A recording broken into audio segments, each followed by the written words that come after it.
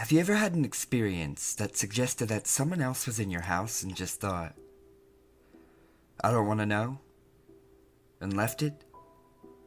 You see, sometimes fear of the unknown just seems like the preferable option than facing a real concrete danger. Normally it's nothing though. I mean, one time the beeper function of my wireless house phone went off when I was the only one home. It could only be called from the living room. Another time, I swear, someone took some change from my desk. They're all probably just slightly disconcerting tricks of the memory, but what would you do when something truly suggestive happened? Would you run? Or just ignore it? Like I did. Last Monday was a normal day. I got up, brushed my teeth, changed into school clothes, all little parts of my morning ritual. It seemed like it would be another totally unnoteworthy day. Until I saw the strings. There were 3 or 4 thick twine strings in my room. They crisscrossed between the walls around my bed, one attached to the door. No way would I have missed them before. I should have tripped over them by all means.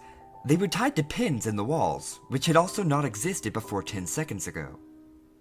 Nobody could have been in my room while I was in it, let alone set this up. It was early, and my brain wasn't processing correctly.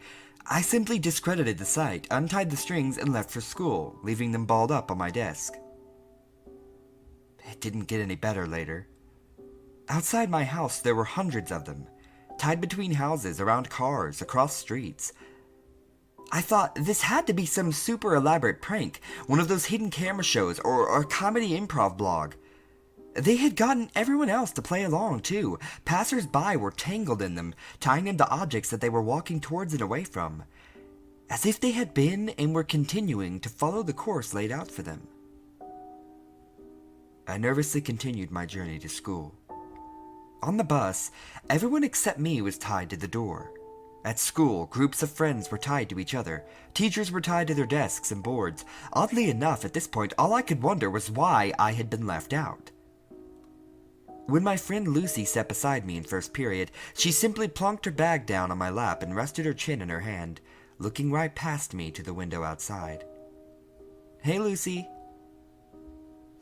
No response. "Oh, come on, I didn't expect you to be in on this too." She sighed and started taking books from her bag. All the books were tied to her hands. I grinned and yanked one of the strings off a book. She didn't seem to notice, though, instead simply disregarding the book completely, letting it drop to the floor without a moment's hesitation. I leaned down, picking up her book and placing it back on her desk. Of course, she took no notice. "Well, if that's how we're gonna play it," I smiled, trying to look playful but really just trying to hide my nervousness. I bundled all the strings attached to her together with one hand, then yanked them free. She blinked, turning to stare at me. "Holy shit, Martin, you're like a ninja or something." "What are you talking about? I've been sitting here for maybe 10 minutes. I smiled again, relieved that my friend had finally noticed me. "Where did all these strings come from?" she gasped, seemingly noticing them for the first time. "I assumed you were all fucking with me." She stood up now, backing into a corner. No one else in the class noticed. "They weren't here just a minute ago. Do you see them too?" Her tone made it clear that she was genuinely scared. "No. Didn't you?" I was interrupted by my teacher slamming the door behind her. Everyone except me and Lucy murmured a good morning, and still no one seemed to pay either of us any notice. "People have been ignoring me all day," I said to Lucy before turning to our teacher. "Hey, dumb slut! You can't teach for shit!" No reaction. I'm getting away from all this shit. Lucy pulled a few strings aside and left the class. I followed behind, and surprise, surprise, no one else noticed. We wandered the corridors, leaving and entering classes as we saw fit. Whenever we untied a chair or book from someone else, it was like that it suddenly didn't matter to them, like it didn't exist. I showed her the street outside. There were more strings than when I came in this morning, twice as many in fact. We carefully picked our way through the tangle, making our way to a nearby coffee shop. Not particularly grand, I know, but just what would you do in our situation? As I said, fear of the unknown sometimes seems like the safer option. On a few occasions, I suggested we untie a few more people. Lucy was opposed to it, remembering how terrified that she had been. In the coffee shop, we grabbed a couple of sandwiches and drinks from the fridge. We found a table, untied all the strings attached to the chairs, and sat down. We both ate in silence, both of us too scared. Both of us distracting ourselves by watching the strangers in the shop, oblivious to the strings. After 20 minutes, Lucy spoke up. "Now she's gonna take that sandwich," she said, pointing at a woman across the shop, and sure enough, she walked to the fridge and took the plastic-wrapped sandwich that she was tied to. "She pays for it and leaves." She did so, according to the prophecies of the strings. That man doesn't intend to pay. I then watched as a man took his coffee and ran out of the store, the two servers just looking too exasperated to go after him. "This is horrible," she whimpered. Let's go, please." Outside wasn't much better, though. Everyone just followed the strings' instructions, going about their daily lives. Lucy announced that she was going home to sleep this off, and I agreed to walk her home. She only lived 10 minutes away. Away from the busier part of town, there were fewer strings. It was nicer. I could almost pretend that it wasn't happening. When we turned onto Lucy Street, she stopped. Her mouth falling open. "What now?" I broke the silence, my voice sounding surprisingly small. "Look."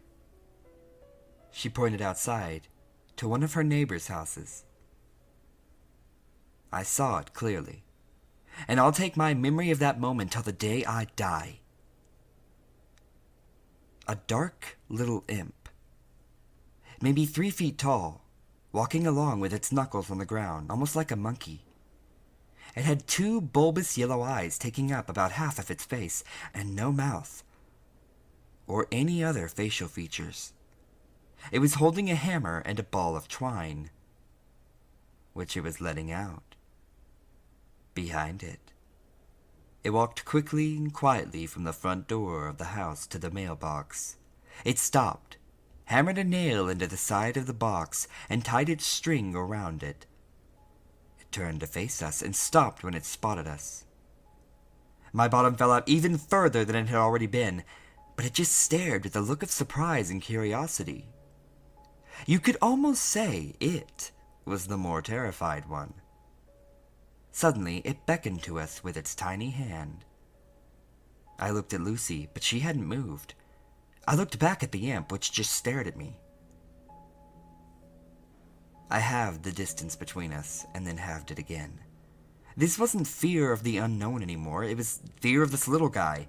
Didn't seem like something to be afraid of. When I was a meter away from it, it extended its hand. Hi." I shook it. It nodded in approval, blinking its massive yellow eyes up at me. "So you're the ones in charge of the strings, then?" It nodded eagerly. I called Lucy over, but she stayed where she was. "There are more of you?" Another nod. I wanted to ask it so many questions about what it was and where it came from, but it seemed for now I was just stuck with yes or no questions. "Do we even have free will?" It just looked at me. Almost sadly. I immediately felt sick to my stomach and couldn't bear looking at the little monster anymore. I grabbed Lucy, who had been listening to our exchange, and now sat on the curb with her head in her hands, crying. "Come on." We entered her house, and I made her a cup of tea. When I found her in the living room, she had untied her dog and was curled up with it. Again, crying. I set the tea down and sat beside her. "I'm so scared," she whispered after a good 10 minutes of sobbing. But I didn't answer. I couldn't. I'm going to sleep, she mumbled suddenly, and she was under within the minute.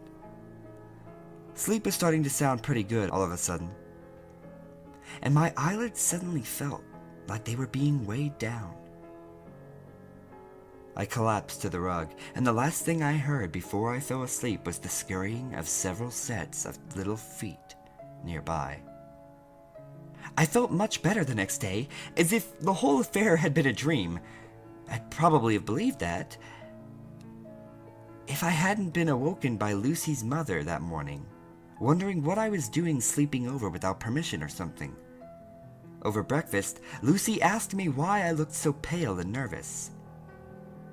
I turned to her and smiled, mumbling something to her about feeling sick, but the truth was, I was scared because I couldn't see any strings. And I was wondering whether my actions were truly my own.